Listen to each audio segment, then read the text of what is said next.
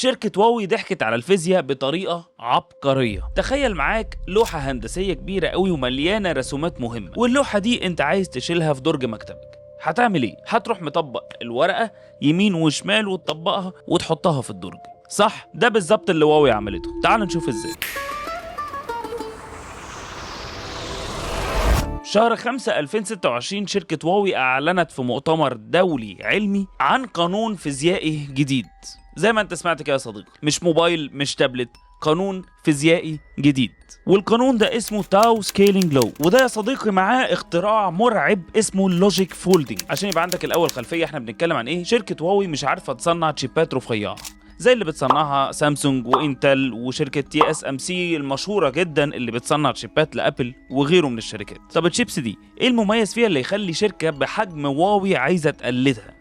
وايه المميز فيها؟ عشان نفهم الموضوع ده يا صديقي لازم تفهم الاول البروسيسور او المعالج بتاع موبايلك ده شغال ازاي، وهبسطها لك جدا ما تتخضش. البروسيسور عامل زي بالظبط المدينه اللي انت ساكن فيها، بس مايكروسكوبيه. يعني ايه؟ تتشاف كده بعدسه مكبره كده وتبص عليها تحسها بالظبط شبه المدينه بتاعتنا، يعني مش بتتشاف بالعين المجرده. لو بصيت عليها كده من فوق تلاقيها كلها بيوت صغيره جدا جنب بعض، والبيوت الصغيره دي اسمها ترانزستورز. والبيوت دي فايدتها ايه يا صديقي؟ البيوت دي فايدتها انها تفتح وتقفل بسرعه مرعبه جدا، عشان يا اما تعدي الكهرباء او تمنعها، او يعمل اللي احنا عارفينه بلغه الكمبيوتر الباينري، يا زيرو يا 1. طب بين البيوت دي وبعضها في شبكه شوارع وحارات معقده جدا جدا جدا، ودي الاسلاك النحاسيه الدقيقه جدا يا صديقي اللي مسؤوله انها تنقل الداتا والكهرباء من كل بيت لبيت. من بدايه بقى اختراع الكمبيوتر كان عندنا قانون اسمه قانون مور او مورز لو. القانون ده بيقول ايه؟ عشان تخلي الموبايل اسرع بكتير لازم كل سنتين الترانزستورز حجمها ينقص النص. طب ليه انقصه النص؟ عشان لما حجم البيوت دي تصغر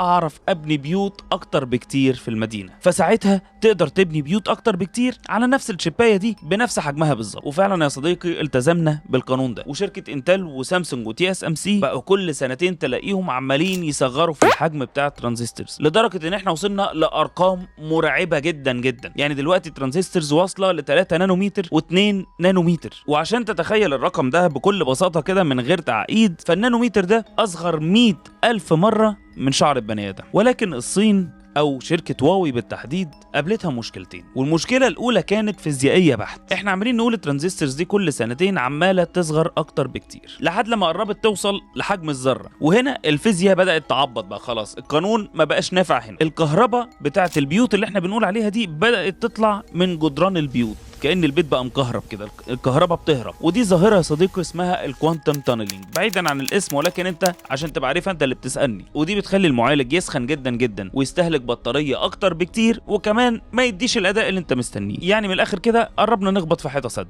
طب احنا قلنا المشكلة الاولى فيزيائية، ايه المشكلة الثانية يا صديقي؟ المشكلة الثانية جيوسياسية. انت كده عارف ان امريكا فرض حظر صارم جدا جدا على الصين، وبالتالي يا صديقي منع عنهم ماكينات اسمها EUV. طب ايه المكنات دي؟ المكن ده يا صديقي بيصنعه شركه هولنديه اسمها ASML. طب ايه المكن ده وليه قلب الدنيا وليه الصين عايزاه قوي كده وامريكا منعاه عن الصين؟ المكن ده يا صديقي بكل بساطه هو الوحيد في العالم اللي قادر يرسم البيوت الصغيره قوي دي 3 نانومتر او 2 نانومتر. يعني من الاخر كده من غير المكنه دي الصين مش هتعرف توصل للشيبات الصغيره خالص دي. انت كده فهمت احنا جايين منين، وفهمت مشكله الصين او شركه هواوي واقفه فين. يعني انت قصدك تقول ان شركه هواوي دلوقتي متاخره وبتعمل الشباب بتاعتهم اكبر؟ بالظبط يا صديقي، بدل مثلا 2 و3 نانومتر لا هي واصله ل 5 نانومتر او 7 نانومتر. فطبعا ده بالنسبه للشركات اللي هي تي اس ام سي وانتل وكده هم سابقين الكلام ده بكتير. بس انت في نص الكلام بقى قلت لي ان الشركه اللي اسمها اي اس ام ال دي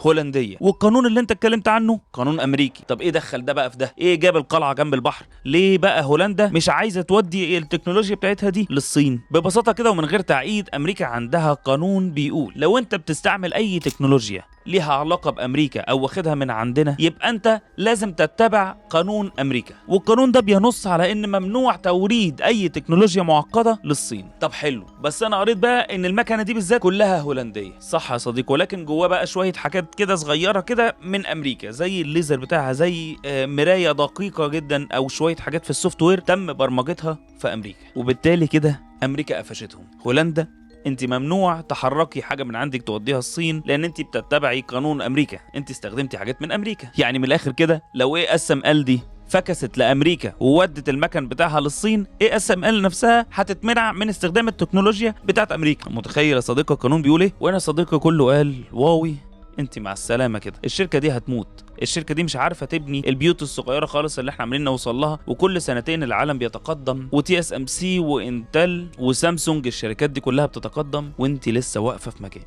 وهنا يا صديقي في وسط الضلمه كده تظهر المديره اللي ماسكه قطاع البروسيسورز في شركه هواوي، وتخرج كده وعليها سبوت نور من فوق ولقطه سينمائيه والناس كلها بصلها والعيون عليها، وراحت قايله لك بس انتوا مش عايزين تدونا المكن اللي بيصنع البيوت ده جنب بعض صغير جدا، مش عايزين المكن ده، احنا هنبني البيوت دي فوق بعض، احنا هنعمل ابراج سكنيه بدل البيوت اللي جنب بعض. وده يا صديقي هو اختراع اللوجيك فولدنج اللي اتكلمنا عنه في الاول خالص. وركز معايا بقى عشان الحته دي عبقريه. زمان لما كانت الشركات بتحب تزود القوه بتاعت المعالج، كانت تجيب لك شريحتين وتروح حطاهم فوق بعض كده، وده اسمه 3D ستاكينج عشان يبقى اقوى، وده كان بيسبب سخونه قاتله. وده قريب من اللي هواوي عملته، ولكن ستيل مختلف سن. هواوي بدل ما تجيب شريحتين محطوطين فوق بعض، جابت هي شريحه واحده ولكن حطت فوقيها اللوجيك سيركتس او الدوائر المنطقيه، والسلوك كلها مطويه فوق بعض على شكل برج، بشكل كده ثلاثي الابعاد، مش 3D ستاكينج بقى اللي قلناه، لا شكل تاني واسمه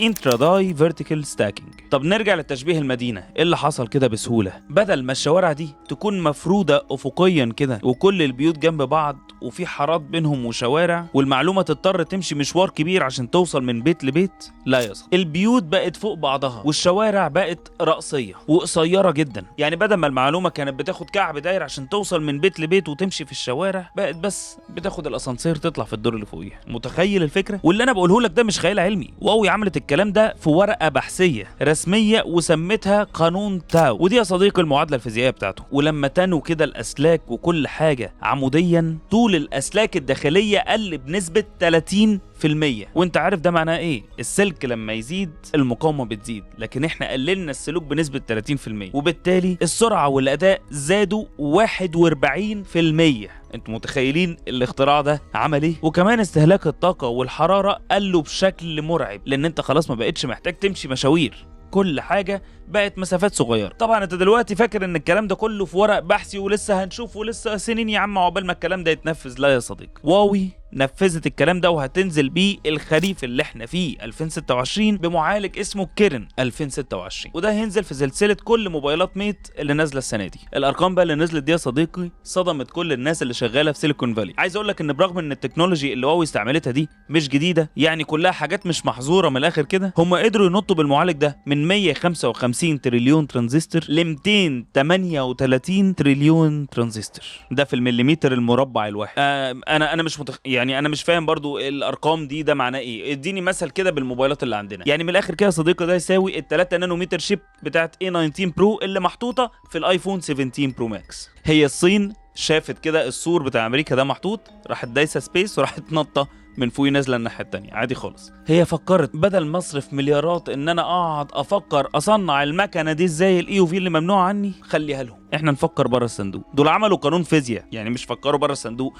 دول راحوا في حته ثانيه خالص يا صديقي. قانون مور اللي بقاله اكتر من 50 سنه شغال هيبدا يموت، وقانون تاو ومعماريه اللوجيك فولدنج اللي احنا شفناها دي هتبقى هي المستقبل، وبدايه عصر جديد تماما في الموبايلات والاجهزه الذكيه. فتفتكر بقى يا صديقي امريكا هتسيبهم يعدوا كده بالقانون ده عادي، ولا هتعمل حظر جديد بطريقه ما عشان تمنع الكلام ده عن الصين؟ وما تنساش تقول لي في الكومنتس هل متحمس تشوف موبايلات الميت الجديده او تجربها او تشتريها ولا لا. اخيرا وليس اخيرا يا صديقي، لو لسه ما شفتش فيديو مروح من اول 190 جنيه لحد 3000 جنيه ما تنساش تشوف الفيديو ده. ولو لسه مش عارف الفرق بين كابلات التايب سي الغاليه والرخيصه فما تنساش تشوف الفيديو ده. واكيد يا صديقي لايك وشير وسبسكرايب، واكيد كمان واشوفكم في فيديو جديد.